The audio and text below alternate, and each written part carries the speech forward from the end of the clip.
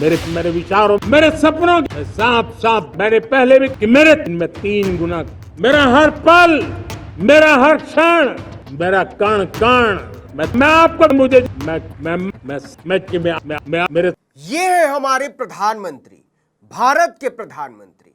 इन्हें लगता है कि भारत इनके मैं, मेरा और मुझे के त्रिकोण के बीच दबी हुई उनकी संकीर्णताओं का नाम है। करीब 40 करोड़ देशवासी, आजादी के पूर्व 40 करोड़ देशवासियों ने वो जज्बा दिखाया। 40 करोड़ देशवासियों ने, सिर्फ 40 करोड़, अगर 40 करोड़।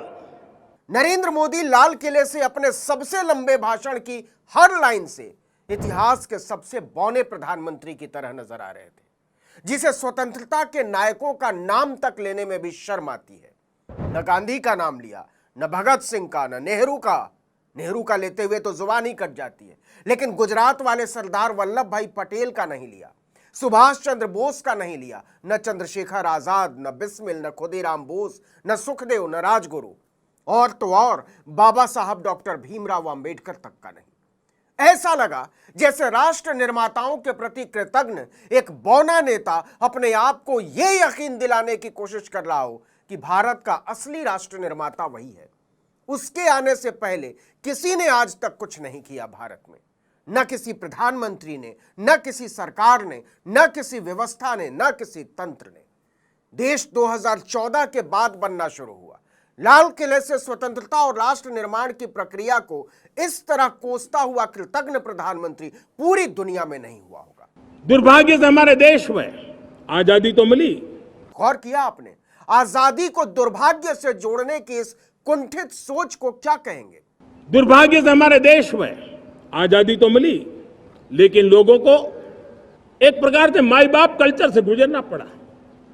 सरकार के पास मांगते रहो, सरकार के पास हाथ फैलाते रहो। नमस्कार, आदाब, सत श्री अकाल, जय भीम, जोहार। मेरा नाम है नवीन कुमार। 103 मिनट का भाषण, और भाषण क्या, मैं, मेरा, मुझे। आत्ममुग्धता का एक ऐसा प्रलाप जिस पर खुद प्रधानमंत्री को ही भरोसा नहीं था कि देश उन्हें सुन रहा है, और सुन रहा है तो उन्हें गंभीरता से ले रहा है। मोदी अभी तक इस कुंठा से उबर नहीं पाए कि भारत उनके मैं से नहीं बनता। यह कितनी विशाल वैचारिक अवधारणा है जिसे वो 10 साल में नहीं समझ पाए। वो अभी भी अपने उसी चुटपहियेपन से भरे हुए हैं जिसका शिकार वो 2002 के गुजरात नरसंहार के दौरान नजर आते थे।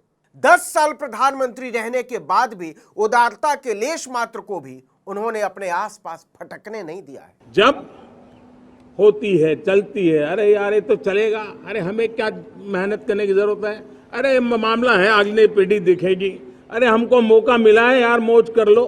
मोदी का बूता चलता तो वो घोषणा कर देते, आईआईटी मोदी ने शुरू किया, आईआईएम मोदी ने शुरू किया, इसरो मोदी ने बनाया, साहित्य अकेडमी मोदी ने बनाया, सीएसआईआर मोदी ने बनाया, यूजीसी मोदी ने बनाया, भाभा एटॉमिक सेंटर मोदी ने बनाया, बिजली पानी मोदी के आने के बाद भारत के लोगों ने देखा, पका हुआ खाना मोदी के आने के बाद भारत के लोगों ने खाया, कपड़े मोदी के आने के बाद भारत के लोगों ने पहने। मोदी से पहले भारत सिर्फ एक बियाबान था। पेड़ के पत्ते पहनकर शपथ ली थी महामानव ने, और भारतीय सभ्यता का उद्भव मोदी के साथ शुरू हुआ था। आगे वाला आगे का जाने, हमें क्या कर रहा है, हम अपना समय निकाल दें। अरे नया करने जाओगे कोई बवाल उठ जाए, पता नहीं क्यों देश में स्टेटस को का माहौल बन गया था। जो है उसी से गुजारा कर लो, यही का माहौल बन गया था। और लोग तो कहते हैं अरे भाई छोड़ो, अब कुछ होने वाला नहीं है। तो जो हुआ मोदी के आने के बाद हुआ, और हुआ क्या?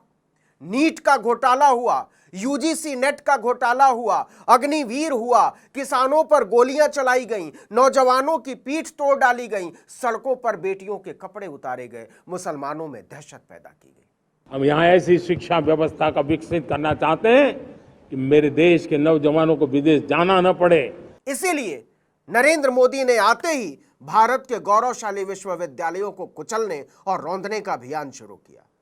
उनके मंत्री और वो खुद जेएनयू से लेकर जामिया मिलिया और अलीगढ़ यूनिवर्सिटी से हैदराबाद यूनिवर्सिटी तक को दहशतगर्दी, आतंकवाद और देशद्रोह से जोड़ते रहे। और मोदी तालू से जीभ चिपकाकर बैठे रहे, और जीभ चिपकाकर क्या बैठे रहे, खुद जीभ पटक कर बोलते रहे। उन्होंने विश्वविद्यालयों के छात्र छात्राओं और शिक्षकों को अर्बन नक्सल कहकर संबोधित किया, और यह सिलसिला आज भी जारी है। शिक्षा और वैचारिक विविधता को लेकर ऐसा कुंठित प्रधानमंत्री पूरी दुनिया में नहीं हुआ होगा। ये बदलाव ये सिर्फ डिबेट क्लब के लिए, इंटेलेक्चुअल सोसाइटी के लिए, एक्सपर्ट लोगों के लिए सिर्फ चर्चा का विषय नहीं है।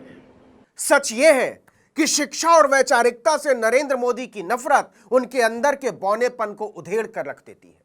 बुद्धिजीवियों से उनकी नफरत एंटायर पॉलिटिकल साइंस में एमए की डिग्री होने के बावजूद उनकी बुद्धिहीनता को बेनकाब कर देती है। साथियों, देशवासियों का ये भरोसा सिर्फ कोई इंटेलेक्चुअल डिबेट नहीं है। दुनिया इतने लंबे भाषण वाले बौने आदमी पर हंसती होगी। क्या प्रधानमंत्री मिला है भारत को, जिसके पास अपने देश के छात्रों, नौजवानों, शिक्षकों, बुद्धिजीवियों, पत्रकारों, मानवाधिकार कार्यकर्ताओं, वकीलों और विचारवान लोगों को लेकर कोई गौरव बोध नहीं, बल्कि वो उन्हें लेकर भारी शर्मिंदगी से भरा हुआ है, उन्हें हिकारत की नजरों से देखता है। हमारे देश में ऐसी एक आदत बन गई थी स्वभाव से, हम देश को कम आंकना, देश के प्रति गौरव के भाव का अभाव होना, ये पता नहीं क्यों हमारे जहन में घुस गया था। किसी और के नहीं, आपके मोदी जी। आपने कभी इस देश को देश माना ही नहीं। आपको एक बहुत बड़ी गलतफहमी है। इस देश को आपने नहीं बनाया है, इस देश ने आपको बनाया है। यह देश आपकी क्षुद्रताओं का पीड़ित है। जब सैचुरेशन होता है तो उसको जातिवाद का रंग नहीं लगता है, जब सैचुरेशन होता है तो उसमें पांथिकता का रंग नहीं लगता है। मोदी क्या बोल रहे थे, किसके लिए बोल रहे थे, किसको यकीन दिलाने की कोशिश कर रहे थे, यह उन्हें खुद ही पता नहीं था। बस वो बोले जा रहे थे, बोले जा रहे थे, बोले जा रहे थे। राष्ट्र निर्माताओं को नीचा दिखाने के बाद, उन्हें कोसने के बाद मोदी की कुंठा मीडिया पर निकली। मैं देशवासियों को विश्वास दिलाना चाहता हूं, रिफॉर्म के प्रति हमारी जो प्रतिबद्धता है वो पिंक पेपर के एडिटोरियल के लिए सीमित नहीं है।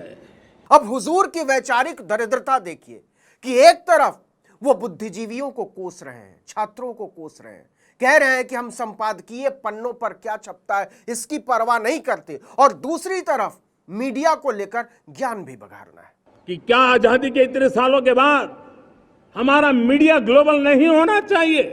क्या गजब की बात है कि 180 देशों के प्रेस स्वतंत्रता सूचकांक में भारत को 159वें नंबर पर धकेल देने के कसूरवार लोग भारत के मीडिया के ग्लोबल होने पर भाषण झाड़ते हैं। असल में वो भी जानते हैं कि उनका वैभव उनके पैरों के नीचे पड़े मीडिया के दम पर कायम है। हम कैसे भूल सकते हैं कोरोना के वो संकट काल, विश्व में सबसे तेज गति से करोड़ों लोगों को वैक्सीनेशन का काम हमारे इसी देशों में हुआ। आप बिल्कुल सच कहते हैं मोदी जी। हम कैसे भूल सकते हैं जब इस देश में कफन कम पड़ गए थे, शमशान कम पड़ गए थे, जलाने के लिए लकड़ियां कम पड़ गई थी, अस्पतालों में बिस्तर छोड़ दीजिए, विटामिन की गोलियां कम पड़ गई थी, और इस देश का प्रधानमंत्री भारत की जनता को अनाथ छोड़कर अपने राजमहल में मोर को दाने चुगा रहा था। उनकी दलाली में दिन रात पीछे रहने वाले मीडिया घरानों तक को लिखना पड़ा था, मिसिंग प्राइम मिनिस्टर, एक नाकाम राष्ट्र। मोदी ने अकेले अपनी करतूतों से इस देश के 140 करोड़ लोगों को हरा दिया था। मैं समझता हूं जब देशवासियों की इतनी विशाल सोच हो, देशवासियों के इतने बड़े सपने हो, देशवासियों की इन बातों में जब संकल्प झलकते हो, यह बात सही कही। यह इस देश के लोगों की विशाल सोच और उदारता ही है जिसने इतने बरसों से एक ऐसे प्रधानमंत्री को खुद को कुचलने के लिए बैठा रखा है, किसानों को कुचलने के लिए बैठा रखा है, नौजवानों को कुचलने के लिए बैठा रखा है, महिलाओं को कुचलने के लिए बैठा रखा है। एक ऐसा व्यक्ति जो अपने भाषणों में भी उदार नजर आने की भूल नहीं करता। एक समाज के नाते हमें गंभीरता से सोचना होगा कि हमारी माताओं, बहनों, बेटियों के प्रति जो अत्याचार हो रहे हैं उसके प्रति देश का आक्रोश है, जन सामान्य का आक्रोश है। इस आक्रोश को मैं महसूस कर रहा हूं। नरेंद्र मोदी का इशारा बंगाल की तरफ था, लेकिन ये वही नरेंद्र मोदी हैं जिन्होंने मणिपुर पर पूरे भारत के आक्रोश को मसल कर फेंक दिया, संसद तक का सामना करने से भाग खड़े हुए, तब तक जब तक कि अविश्वास प्रस्ताव ने उन्हें मजबूर नहीं कर दिया। कि जब बलात्कार की या महिलाओं पर अत्याचार की घटनाएं घटती हैं तो उसकी बहुत चर्चा होती है, बहुत प्रचार होता है, मीडिया में छाया रहता है। लेकिन जब ऐसे राक्षसी मनोवृत्ति व्यक्ति को सजा होती है तो वो खबरों में कहीं नजर नहीं आती, एक कोने में कहीं पड़ा रहता है। जरा इसके बाद नरेंद्र मोदी की मासूम कामना सुनिएगा, समझ में नहीं आएगा कि हंसना है या रोना है। अब समय की मांग है कि जिनको सजा होती है उसकी व्यापक चर्चा हो, ताकि ऐसा पाप करने वालों को भी डर पैदा हो कि ये पाप करने की हालत ये होती है कि फांसी पर लटकना पड़ता है। और मुझे लगता है कि ये डर पैदा करना बहुत जरूरी है।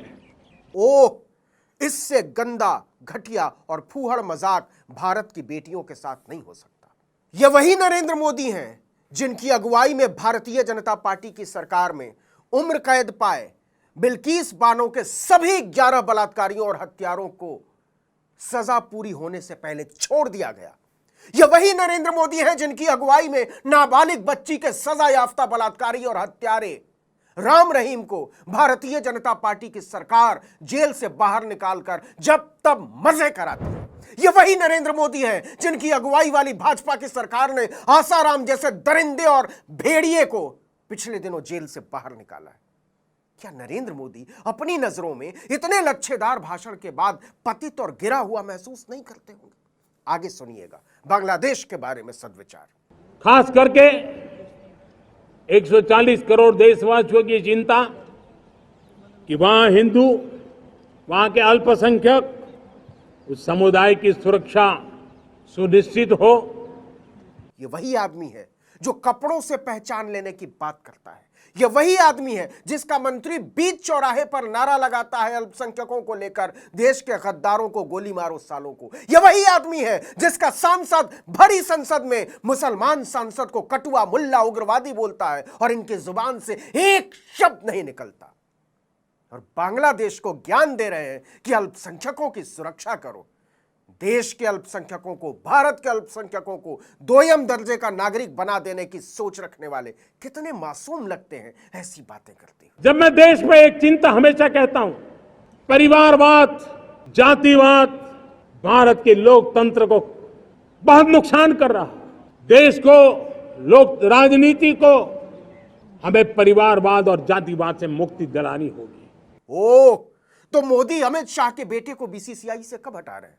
मोदी राजनाथ सिंह के बेटे को विधानसभा से कब हटा रहे हैं? मोदी सुषमा स्वराज की बेटी को संसद से कब हटा रहे हैं? मोदी रामविलास पासवान के बेटे को मंत्रिमंडल से कब हटा रहे हैं? मोदी को तो परिवारवाद से इतना प्यार है कि वो सैकड़ों बेटियों को रौंदने वाले प्रज्वल रेवन्ना के लिए वोट मांगते हैं और पहलवान बच्चियों की छाती छूने के आरोपी भाजपा सांसद को इनाम देते हैं और कहते हैं चल तेरे बेटे को सांसद बना देता हूं।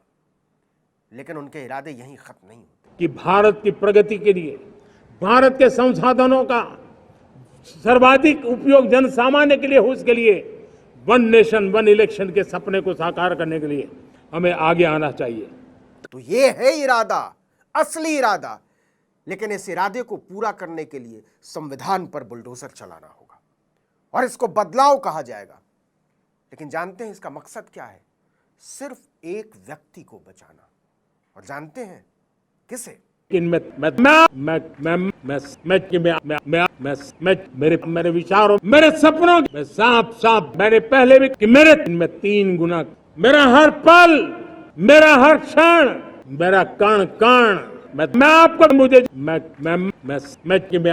मेरे इस वीडियो में इतना ही। लेकिन अगर आपने आर्टिकल 19 इंडिया को अब तक सब्सक्राइब नहीं किया है तो फौरन कर लीजिए, बेल आइकॉन दबाइए, घंटी जैसी आकृति लाइक कीजिए और कमेंट करके बताइए हमारा वीडियो आपको कैसा लगा। हमारा ट्विटर हैंडल है article19_India और मेरा ट्विटर हैंडल नवीन जर्नलिस्ट। नमस्कार।